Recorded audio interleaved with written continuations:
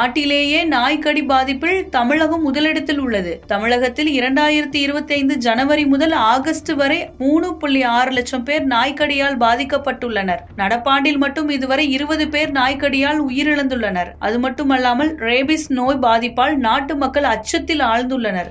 இந்நிலையில் சென்னை மாநகராட்சி வெறிநாய் மற்றும் ஆக்ரோஷமான நாய்களுக்கான காப்பகங்கள் அமைக்கப்பட உள்ளதாகவும் இதற்காக 7.67 கோடி ரூபாய் மதிப்பீட்டில் டெண்டர் கோரப்பட்டுள்ளதாகவும் அறிவித்துள்ளது. இது குறித்த முழு விவரங்களை பற்றி இந்த பதிவில் பார்க்கலாம். தமிழ்நாடு விலங்குகள் நல வாரியத்தின் வேண்டுகோளுக்கு இணங்க இந்த நாய்கள் காப்பகங்கள் கட்டப்படுகின்றன. ரேபிஸ் இருப்பதாக சந்தேகிக்கப்படும் மற்றும் ஆக்ரோஷமான நாய்களை இங்கு தங்க வைக்கலாம். சென்னையின் வடக்கு மற்றும் தெற்கு பகுதிகளில் இதற்கான இடங்கள் தேர்வு செய்யப்பட்டுள்ளன. ஒவ்வொரு காப்பகத்திலும் 250 நாய்களை தங்க வைக்க முடியும் என தெரிவிக்கப்பட்டுள்ளது.